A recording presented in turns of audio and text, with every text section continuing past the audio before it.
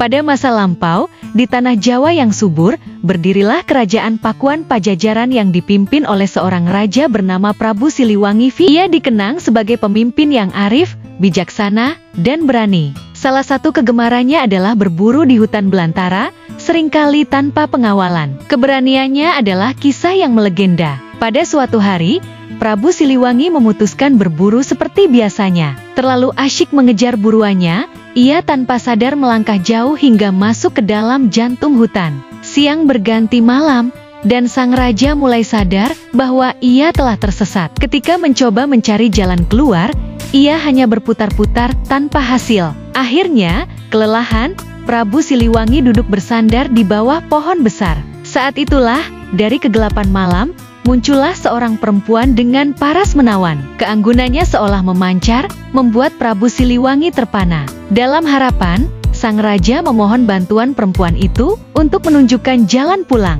Perempuan itu tersenyum tipis dan berkata, "Aku akan membantumu, wahai Baginda. Namun ada satu syarat yang harus kau penuhi, kau harus tinggal bersamaku untuk sementara waktu." Prabu Siliwangi termenung sejenak. Ia mempertimbangkan tawaran tersebut dan akhirnya setuju, yakin bahwa pengorbanan ini akan membawanya kembali ke kerajaannya. Perempuan itu pun membawa sang raja ke rumahnya, yang ternyata bukan rumah biasa. Bangunan megah bak istana berdiri kokoh di tengah hutan. Namun ketika ditanya tentang siapa dirinya, perempuan tersebut memilih untuk bungkam.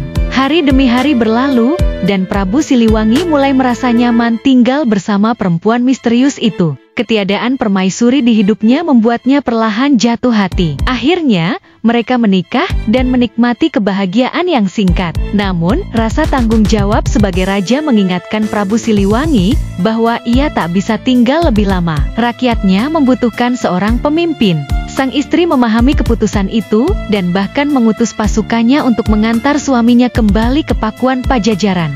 Rakyat menyambut Prabu Siliwangi dengan sukacita, karena mereka mengira raja mereka telah tiada. Prabu Siliwangi kembali memimpin kerajaan seperti sedia kala. Namun, kesibukannya perlahan membuat ia melupakan istrinya di hutan.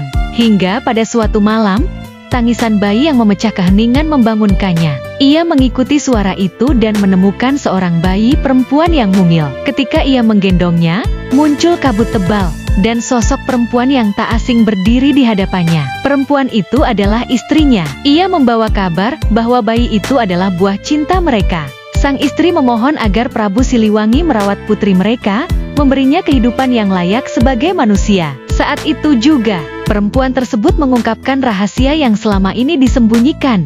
Ia adalah siluman, penguasa hutan. Setelah menitipkan putrinya, sosoknya lenyap dalam kegelapan malam. Prabu Siliwangi menamai putrinya Kadita dan merawatnya dengan penuh cinta. Kadita tumbuh menjadi gadis yang berbudi luhur dan rupawan. Namun, kecantikan dan kelembutannya tak cukup untuk mematahkan tradisi. Rakyat Pakuan Pajajaran enggan dipimpin oleh seorang perempuan. Dengan berat hati, Prabu Siliwangi memutuskan untuk menikah lagi dengan harapan mendapatkan keturunan laki-laki. Ia memperistri seorang bangsawan cantik bernama Dewi Mutiara. Kehidupan istana sempat harmonis, apalagi ketika Dewi Mutiara akhirnya mengandung. Namun, kehamilan itu membawa perubahan drastis pada kepribadian sang permaisuri. Ia menjadi egois dan penuh tuntutan. Salah satunya adalah menyingkirkan putri Kadita dari istana. Cemburu akan kasih sayang Prabu Siliwangi terhadap putrinya, Dewi Mutiara melakukan segala cara untuk menyingkirkannya,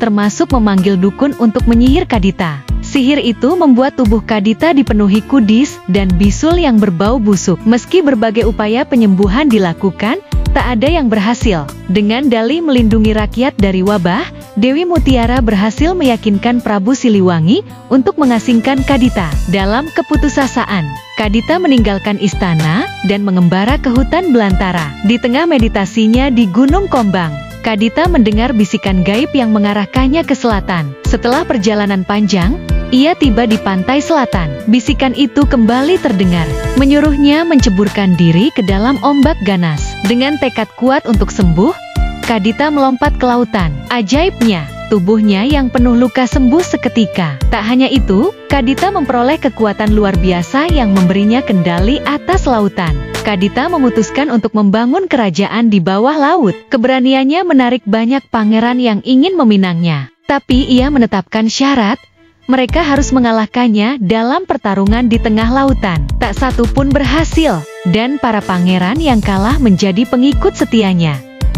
Terima kasih telah menonton Dongeng Nusantara di channel Dreamy Tales. Jangan lupa untuk like, komen, share, dan subscribe untuk terus mendukung channel ini. Sampai jumpa di dongeng berikutnya.